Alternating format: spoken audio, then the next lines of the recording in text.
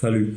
1855, les États européens se lancent à la conquête du nouveau territoire africain, marquant ainsi ce qui va être le début de la colonisation. Les forces françaises, considérées à l'époque comme l'une des plus puissantes militairement, s'étendent vers l'ouest afin de conquérir de nouveaux territoires, mais ils vont rencontrer un obstacle de taille. En effet, sur ces territoires, ils vont rencontrer un homme qui, parti de rien, a réussi à se faire la réputation de stratège militaire de génie. Malgré une infériorité numérique et militaire, il opposera une résistance tellement farouche qu'il sera considéré comme l'homme à abattre. Cet homme, connu sous le nom de Samori Touré, deviendra par la suite un symbole marquant de l'anticolonialisme.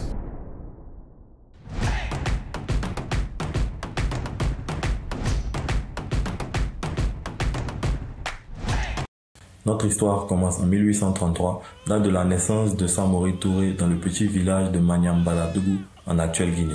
Étant fils de tisserand, il fut très vite initié au commerce et passa son enfance dans une Afrique qui était en pleine mutation du fait du commerce croissant avec les Européens. Le jeune Samori passe le plus clair de son temps à sillonner la région afin de vendre les cotonnades produites par son père, ce qui lui permet de connaître les principales routes commerciales d'échange. Mais son destin bascula lorsqu'un jour, revenant d'une de ses promenades commerciales, il apprit que son village avait été attaqué par la famille Cissé et que sa mère avait été prise comme esclave. Afin de délivrer sa mère qui a été capturée, il se rendit dans la cour du roi Bourlaye Cissé. Cependant, celui-ci l'informa que pour récupérer sa mère, il devrait apporter soit son équivalent en or, soit rapporter 7 autres esclaves afin de la remplacer. Venant d'une famille relativement pauvre, Samori n'avait pas les moyens de le payer. Du coup, il rentra dans l'armée du roi afin de le servir et pouvoir rapporter les 7 autres esclaves. Dans la cour du roi, Samori s'initie à l'art de la guerre, à la stratégie et au Coran, ce qui lui permet de faire ses preuves sur le champ de bataille. Ainsi, il gagne le respect du roi après quelques années au service du roi et après avoir acquis une expérience considérable, Samori réussit à ramener les 7 autres esclaves et quitta la cour du roi. Après avoir quitté la cour du roi Cissé, il se rendit chez les Bérébés afin d'affiner ses techniques de combat et revint dans son clan en tant que combattant aguerri. Quand il rentre chez lui en 1860, son charisme naturel lui permet de rallier des chefs de clan aux alentours. Il mène ainsi des opérations de razzia, ce qui lui permet d'acquérir de nouveaux territoires et de fonder son empire. Un empire qui sera plus tard connu sous le nom du Wassoulou. Comme vous pouvez le voir sur la carte, le Wassoulou est un empire qui s'étendait du nord de la Côte d'Ivoire jusqu'aux abords de Bamako au Mali. Dans son empire, il était le Fama, c'est-à-dire le chef de guerre, et l'Almami, ce qui représentait le chef religieux. Il avait environ 2 millions d'habitants sous sa tutelle dans un territoire de 400 000 km². Il contrôlait les routes d'or, d'esclaves et de cola, qui étaient des denrées assez prisées à l'époque. Cependant, son établissement en tant que nouvel empereur ne fit pas l'unanimité. En effet, 2 rois alentours, Diamoro Diakité et Orokodo Famoudou, se sont unis afin de lutter contre l'empire grandissant de Samori. Quand Samori apprit la nouvelle, il savait qu'il ne pouvait pas attaquer de front ces 2 rois, du coup il mit en place un petit stratagème. Il fit tout son possible pour obtenir une audience avec le roi Diamoro Diakité et un soir de clair de lune, il alla le voir. Pour résumer ce qu'il s'est passé, il lui a dit « Diamoro, tu es Peul, les Peuls ils sont musulmans. Du coup, tu es mon frère musulman, les musulmans ne se battent pas entre eux, donc on ne va pas se battre demain. Allez, je te donne un peu d'or, un peu de cola et tu dis à tes troupes de ne pas attaquer. » Aussi anodin que cela puisse paraître, Diamoro accepta le deal et dit à ses troupes de ne pas attaquer pour la bataille qui allait être connue plus tard sous le nom de la bataille de Sama-Sama. Cette bataille qui initialement était censée être un 2 contre 1, mais qui au final s'est avérée être un 1v1, se finit par la victoire de Samori. Ce fut un coup de tonnerre dans tout le Mandé parce que personne ne s'attendait à ce que Samori arrive à vaincre 2 rois qui étaient là depuis des années. Cela lui permit de gagner en popularité et d'étendre ses territoires. En 1878, il établit le Bissandougou comme capitale et établit des relations diplomatiques avec les royaumes aux alentours. Cependant, à partir des années 1880, les colons français commencent à s'établir sur son territoire. À la fin des années 1870, les Français commencent à s'étendre en Afrique de l'Ouest, arrivant inexorablement sur le territoire de Samori. En 1881, les Français lui proposèrent un marché. En effet, Samori devait rentrer sous protectorat français et en échange, il n'y aurait pas de conflit. Et bien évidemment, cela était un non catégorique pour Samori car il considérait cela comme une atteinte à sa fierté de combattant. Du côté des Français, le général de l'époque, Gustave Bornis Desbordes, le prend comme un affront pour l'État français et décide qu'il va utiliser Samori comme un exemple. Le début du conflit est assez compliqué pour Samori. En effet, il ne connaît rien des Français, ni leur équipement militaire, ni leur nombre. Il décide alors pour la première bataille d'attaquer de front, mais cela s'avère être une grave erreur car ses troupes sont balayées par les canons et les fusils modernes français.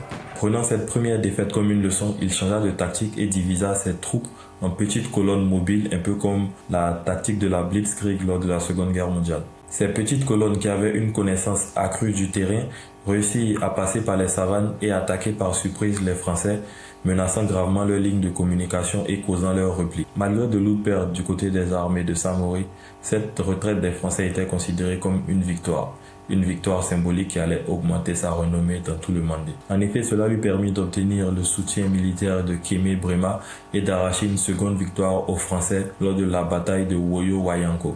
Cette deuxième défaite des Français les poussa à essayer de négocier.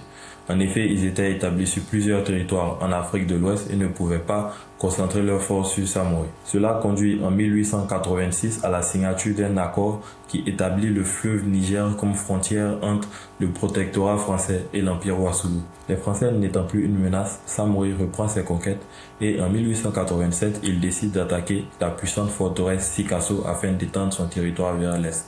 D'un côté, on a le puissant Samori qui est fort d'une armée de 35 000 hommes, les redoutables Sofa de 3 000 cavaliers et de 6 000 fusils modernes, et de l'autre, on a la puissante forteresse Sikasso avec des murs épais de plus de 6 mètres. À l'époque, la ville était tenue par Thiébar Traoré qui oppose une résistance farouche aux armées de Samori. Cela pousse le conflit à s'éterniser, ce qui est au désavantage de Samori Touré. Au même moment, les Français ayant toujours leur objectif colonialiste en tête, coupe les routes commerciales vers le Sénégal afin d'asphyxier l'Empire. Samori, ne pouvant plus s'approvisionner et devant gérer une rébellion de ses fils, est obligé d'abandonner le siège. Le siège de Sikasso se finit donc par une défaite de Samori qui finit surtout très affaibli. Dans les années qui vont suivre, les Français réussissent à abattre l'Empire tout couleur du roi Ahmadou. Il ne reste donc qu'une cible majeure en ligne de mire, Samori Touré. Il est important de comprendre qu'à cette époque, Samori savait qu'il n'était pas en capacité de résister aux Français. En effet, comme dit précédemment, il avait été affaibli par la rébellion de ses fils et sa défaite à Sikasso. Il décida alors de diviser son armée en 3 parties. Une première partie allait être au front avec des fusils afin de ralentir l'avancée des Français. Un second groupe qui était composé de cavaliers se trouvait à l'arrière et avait pour but de conquérir de nouveaux territoires. Pour finir, on avait un troisième groupe qui se situait entre les 2 autres groupes et qui était armé de fusils à piston afin d'administrer les territoires déjà conquis. En 1891, une première expédition est lancée par les Français en direction de Bamako. Cependant, malgré une supériorité numérique et militaire, les Français connaissent une nouvelle défaite en raison de la connaissance du terrain des Sofa qui n'ont pas peur de la mort et une technique de la guérilla assez avancée. Cette nouvelle défaite est prise comme une humiliation du côté de Paris, qui décide d'augmenter les troupes, les munitions et les canons du côté de cette zone. Quelques mois plus tard, le temps de recevoir de nouvelles troupes, une nouvelle attaque est prévue, mais cette fois sur le Bissandougou, la capitale du Wassoulou. Dans ce contexte déjà assez compliqué pour Samori, les Britanniques arrêtent de lui vendre des armes conformément à la conférence de Bruxelles. Samori est conscient que la bataille à venir est presque perdue d'avance. Il prend une décision radicale. L'or du royaume est vendu afin de pouvoir acheter des armes ailleurs. Les ustensiles en fer sont fondus afin d'en faire des armes et le recrutement militaire obligatoire est initié. Ne pouvant pas résister aux balles et aux canons français, Samori se lance dans une guerre de mouvement. Pour expliquer rapidement, une guerre de mouvement est une succession rapide d'attaques et de contre-attaques afin d'éviter que la ligne de front ne se stabilise. Malgré la détermination des Sofa, l'armée française est trop puissante. Le Bissandougou est pris et Samori prend la fuite. Samori restera en cavale pendant 6 ans. 6 ans pendant lesquels il passera de village en village afin d'organiser des rébellions et de ralentir l'avancée colonialiste des Français. Cependant, en 1898, fatigué par tous ses efforts de guerre, Samori décida d'abandonner la rébellion et de partir en exil au Libéria. Sur son chemin, en septembre 1898, il est intercepté par un soldat français d'un campement. Selon le témoignage, il tenta d'abord de s'enfuir, mais s'arrêta finalement et demanda à ce qu'il soit exécuté. La mort plutôt que la honte, dit-il. La mort ou Chichi? Mais sa demande fut refusée. Il avait beaucoup trop mis la honte sur les territoires français. Sa capture allait servir d'exemple afin de décourager toute rébellion. Il fut ainsi exhibé dans ses précédents territoires avant d'être emprisonné sur une île au Gabon. 2 ans plus tard, c'est-à-dire en 1900, il mourra d'une pneumonie.